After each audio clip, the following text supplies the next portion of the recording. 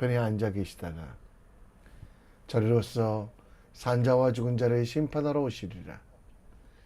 성령을 믿사오며 거룩한 공회와 성도가 서로 교통하는 것과 죄를 사여 주시는 것과 몸이 다시 사는 것과 영원히 사는 것을 믿사옵나이다. 아멘. 우리 함께 찬송 드립니다. 찬송가 435장입니다. 나의 영원하신 기업 생명보다 귀하다. 나의 갈 길 다가도록 나와 동행하소서. 주께로 가까이 주께로 가오니 나의 갈 길 다가도록 나와 동행하소서. 세상 복이 아니란과 모든 병에 버리고 험한 길을 가는 동안 나와 동행하소서. 주께로 가까이 주께로 가오니 나의 갈 길 다가도록 나와 동행하소서. 어둠 골짝 지나가며 험한 바다 건너서 천국 문에 이르도록 나와 동행하소서. 주께로 가까이 주께로 가오니 나의 갈 길 다가도록 나와 동행하소서.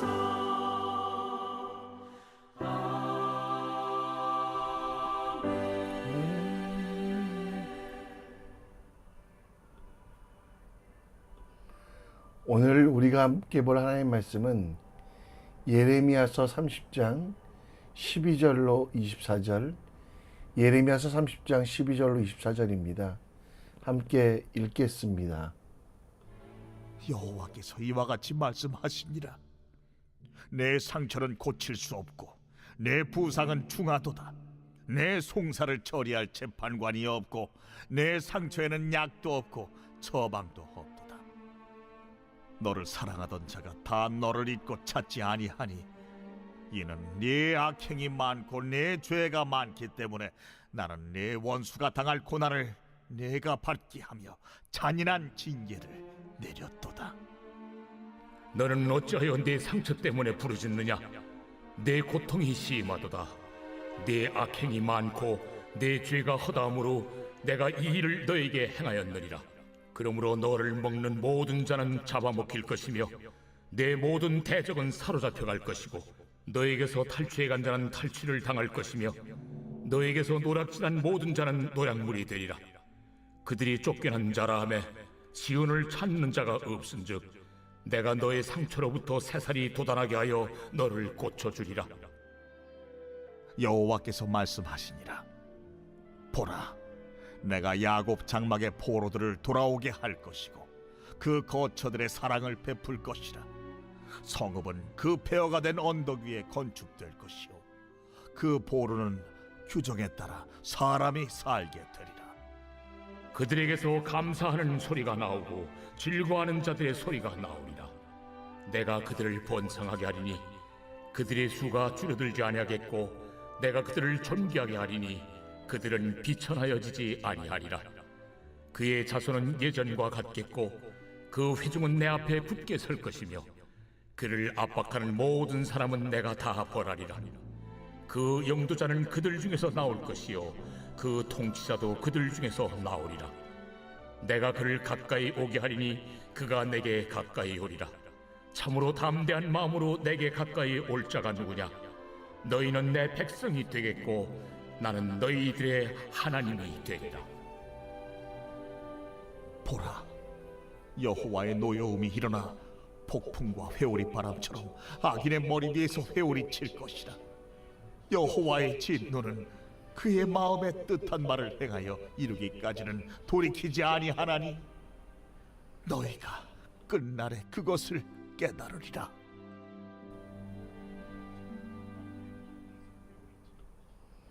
아멘. 한국 기독교 역사 가운데 가장 큰 수치는 1938년 대한예수교 장로회 총회에서 신사참배가 국가 의례일 뿐 우상 숭배가 아니라는 가결을 한 것입니다.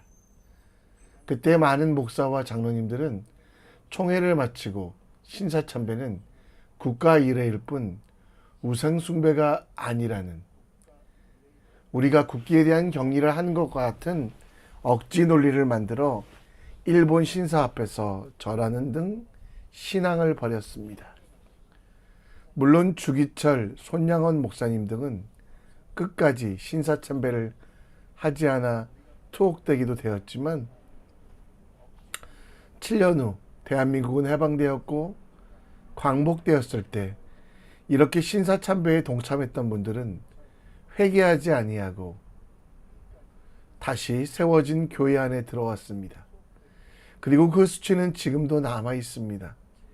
일본에 굴복하여 신사에 참배한 사람들이 회개하지 않았기 때문에 지금이라도 지난 과거의 일들을 회개하고 하나님 앞에 참회하면 하나님께서 용서하시지만 모른 척 덮고 모른 척 넘어가려고 하면 우리 속에 죄의 문제는 더 큰 폭풍이 됩니다. 예레미야는 멸망해가는 남유다를 바라보며 애굽이 아니라 바벨론, 그리고 그 바벨론이 쳐들어와 다 멸망시킬 것을, 그리고 포로로 잡혀갈 것을 이야기합니다. 이 이야기를 하는 이유는 예루살렘 사람들이, 남유다 사람들이 변화하기를 원했습니다. 그러나 여전히 자신의 뜻을 고집하며 애굽을 의지하고 바라봤던 이들, 그들이 포로로 끌려갔을 때라도 하나님의 뜻과 계획을 깨닫고 회개의 눈물을 흘렸다면 괜찮았을 텐데 통회함도 자복함도 없었습니다. 사상누각, 모래 위에 건물을 지으면 곧 넘어질 수밖에 없습니다. 따라서 기초를 튼튼히 해야 되는데요. 우리 인생이 흔들리지 않고 또 우리 인생을 아름답게 건축하기 위하여 우리가 잘 기초를 세워야 되는데요. 첫 번째는 말씀이라면 그 말씀 이전에 회개가 필요합니다. 하나님 나라를 세워가며 우리 인생에 흔들리지 않는 기초 작업, 말씀과 회개에 대하여 함께 생각해 보겠습니다. 오늘 12절에는 하나님은 이스라엘 백성의 상처와 부상이 중하여 치료될 수 없다라고 말합니다. 그리고 14절에 그를 사랑하던 이들이 다 잊고 악행이 많고 죄가 많기 때문에 그들은 잔인한 징계를 받게 된다라고 말합니다. 우상 숭배, 또 열방과 민족들을 믿었던, 그들을 신뢰했던 그 모든 것들이 그들에게 죄로, 악으로, 심판으로 돌아오고 있음을 이야기합니다. 그럼에도 불구하고 하나님은 어떤 소망이 없는 이스라엘 가운데 소망을 주시기를, 사람들에게서 온 소망이 아니라 하나님께서 주시는 소망이 있음을 이야기합니다. 결국 이스라엘 사람들은 자기들 스스로가 구원할 수 있다는 자구책을 버리라고 말합니다. 그리고 17절 말씀처럼 그들이 쫓겨난 자라고 하고 시온을 찾는 자가 없지만 그럼에도 불구하고 하나님께서 상처로부터 새살을 돋게 하시고 고쳐주시겠다고 하는 약속. 21절에 보면 영도자들이 그들에게 나올 것이고 통치자가 그들 속에 나와 가까이 오게 되고 담대한 마음으로 회개하는 자들은 하나님의 백성이 되고 너희 하나님은 우리의 하나님이 될 것을 다시 한번 약속합니다. 그리고 23절, 24절에 그 어떤 폭풍이 있을지라도 악인들에게는 심판이 있지만 하나님의 사랑을 받은 이스라엘 백성들에게는 회복이 있을 것을 반면 우리 대조법으로 이야기하고 있습니다. 이스라엘 백성들, 그들은 온전히 스스로를 어떻게 할 수 없었습니다. 왜냐하면 모든 사람이 죄를 범하였기 때문입니다. 스스로 범죄할 것들을 해결할 능력이 없다고 고백하는 그것이 회개의 처음입니다. 그리고 정말 내가 아무것도 할 수 없으니 하나님께 돌아가는 삶이 회개의 전부입니다. 오늘 여러분과 제가 회개하고 있습니까? 우리도 죄를 지어 반드시 회개해야만 합니다. 그 회개는 우리 인생에서 우리가 드려야 할 치유가 시작되고 흔들리는 삶이 안정화되는 회개의 기도.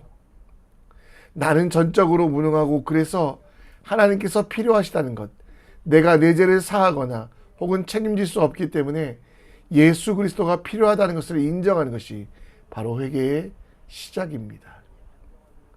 오늘 우리의 기도의 처음은 나의 영적 무능력, 전적으로 아무것도 할 수 없음을, 연약함을 고백합시다.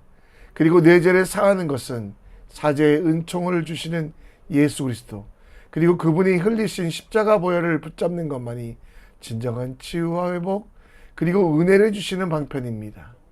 내가 아니라 하나님께서 나를 살리심을 인정하는 회개의 기도, 그 회개의 기도를 선행할 때 나는 죄악으로부터 멀어지며 하나님께서 주시는 약속을 붙잡고 나아갑니다.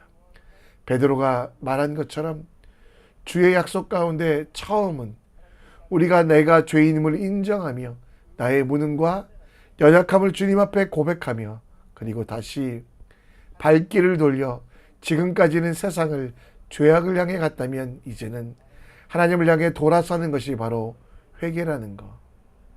회개를 선행할 때 나는 죄로부터 멀어지며 하나님의 은혜에 더 깊이 빠진다는 것 기억하시는 믿음의 사람 되시기를 우리 함께 기도합시다. 오늘 본문 18절에는 하나님의 말씀이 다시 한번 기록되어 있습니다. 하나님의 뜻은 황폐한 땅에 살지 아니하도록 하시겠다라고 말씀합니다.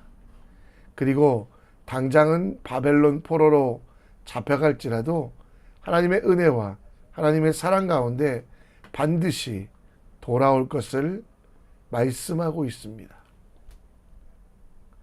그들이 다시 번성하고 악인들 앞에 승리하며 그들의 통치자가 세워져 오실 예수 그리스도인데요. 그분으로 말미암아 이제 새 예루살렘, 새 땅이 될 것을 말씀하고 있으며 22절에는 결국 하나님께서 이 일을 하시는 이유, 하나님께서 이스라엘 백성들을 백성 삼아 주시고 그리고 이스라엘 백성들에게 하나님께서 하나님 되심을 선포하고 있습니다. 하나님의 백성이 되고 백성의 하나님이 되시어 더욱 가까이 하시며 더욱더 큰 은혜를 주신 하나님, 그분의 존재 자체가 감사하며 그러한 감사가 가장 큰 은혜가 될 것을 이야기합니다. 이스라엘 백성의 삶이 든든해지고 흔들리지 아니하는 이유는 바로 하나님께서 그들의 하나님 되심 위에 삶을 세워나가는 것. 그 든든한 감사한 반석 위에 서 있기를 우리 함께 기도합시다. 감사는 감사하다고 말하는 것입니다. 하나님께서 계신 것과 그를 찾는 자에게 상 주시는 이심을 감사하며 또 오늘 감사의 제목을 찾아야 될 것은 하나님이 계신 그 자체입니다. 감사할 제목이 없다고요? 너무 힘들다고요? 하나님께서 나 같은 죄인을 살리시고 자녀 삼아 주셔서 하나님이 거하시는 성전 되게 하시고 하나님께 가까이 하는 복을 주신 것을 감사해야만 합니다. 하나님께서 주신 은혜와 사랑, 하나님께서 베푸신 그 놀라운 계획에 동참하여 하나님께 감사를 드리는 것, 그것이 가장 큰 능력이 됩니다. 오늘 작은 일에도 감사, 큰 일에도 감사, 역경에도 감사, 실현에도 감사해 봅시다. 왜 그러한 모든 일들이 우리 가운데 있는지 기억하고 하나님을 바라봅시다. 감사가 일상이 되고 감사가 매일이 되는 감사의 삶, 그 삶이 얼마나 행복하고 기쁜 삶이 되는지 돌아보는 오늘이 됩시다. 감사가 감사를 만들어가는 든든한 삶, 반석 위에 내 삶을 두기 위하여 우리는 먼저 회개하고 또 말씀 주심을 감사, 내 속에 성전되게 하심을 감사, 또 오늘도 내 옆에 있는 사람들에게 불평과 저주의 말하기 전에 그 존재 자체를 감사해야 하는, 하나님이 허락하게 해주신 그 사람들 자체를 감사하는 믿음의 사람이 되기 원합니다. 이렇게 살아온 삶을 주신 하나님께 감사와 찬송을 올려드리는 하나님의 사람이 됩시다. 감사로 새로운 삶을 도전합시다. 회개로 우리의 인생이 흔들리지 않도록 합시다. 모든 것들이 하나님 앞에 삶임을 인정하며 주님께 나아가는 믿음의 사람 되길 우리 함께 기도합니다. 말씀을 정리합니다. 예레미야의 말의 핵심은 회개할 때 하나님은 그들을 용서하시고, 또 하나님의 계획은 그들을 죽이시기 위함이 아니라 복주시기 위함이기에 하나님께 돌아설 때 놀라운 역사가 나타난다고 말합니다. 오늘 우리 삶 속에서도 범죄한 일을 감추지 말고 하나님 앞에 고백합시다. 나의 온전한 마음을 들여 하나님의 응답을 받게 하시고, 감사가 감사를 만듦을 기억하며 위로는 하나님께, 수평적으로는 이웃과 가족들에게 감사의 말을 하는 믿음의 사람 될 수 있도록 우리 함께 기도합시다. 우리 이 시간 찬양하며 나갑니다.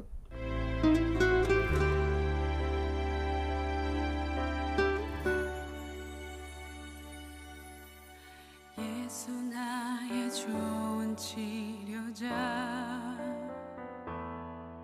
그의 눈이 머무는 곳은 나의 슬픔과 고통, 고개를 들어 그의 눈을 볼 때에 난 알았네.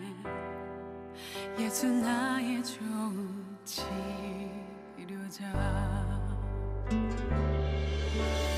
예수 나의 좋은 치료자, 그의 손길이 닿는 곳은 나의 상처와 아픔, 영원히 흐를 것 같았던 눈물 다 멎었네. 예수 나의 치료자,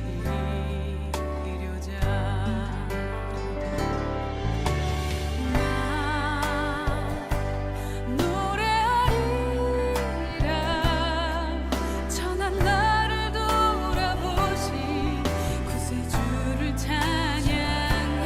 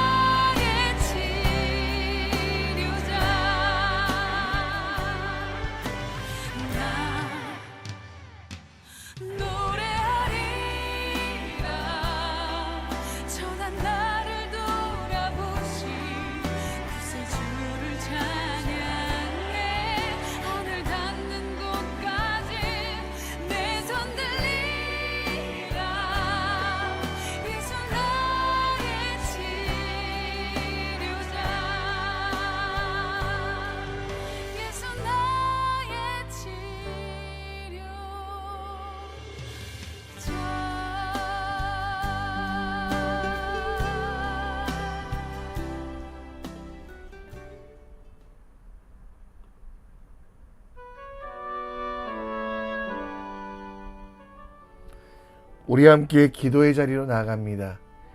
예레미야를 통해 하나님은 우리에게 사랑한다고 말씀하십니다. 그 사랑은 우리가 죄인일 때도 사랑하셨습니다. 여러분, 나 혼자 무엇인가로 해결하려고 하지 말고 여러분 속에 죄가 있거든 회개하십시오. 여러분 속에 하나님과 반대되는 것들이 있거든 돌아서십시오. 그것이 행복의 길입니다. 하나님 앞에 범죄한 일을 감추려 하지 말고 나를 사랑하시는 하나님 앞에 회개하고 온전히 나의 마음을 들여 하나님의 은혜와 응답을 받는 하루 될 수 있도록 기도해 주시고, 예레미야는 감사했습니다. 바벨론으로 포로로 끌려갈지라도 하나님의 큰 계획, 큰 언약을 알기에 감사했던 것. 그 감사는 우리에게도 해당합니다. 하나님은 지금도 함께 하시기에 여러분, 감사를 만듦을 기억하시고 하나님께 감사하고 특별히 가까이 있는 이들에게, 이웃들에게 감사를 표하는 믿음의 사람 되시기를 우리 함께 기도합시다. 자유롭게 우리 기도하시다가 하나님께서 보내시는 사역의 현장으로, 삶의 현장으로 나아갑니다. 함께 기도합니다.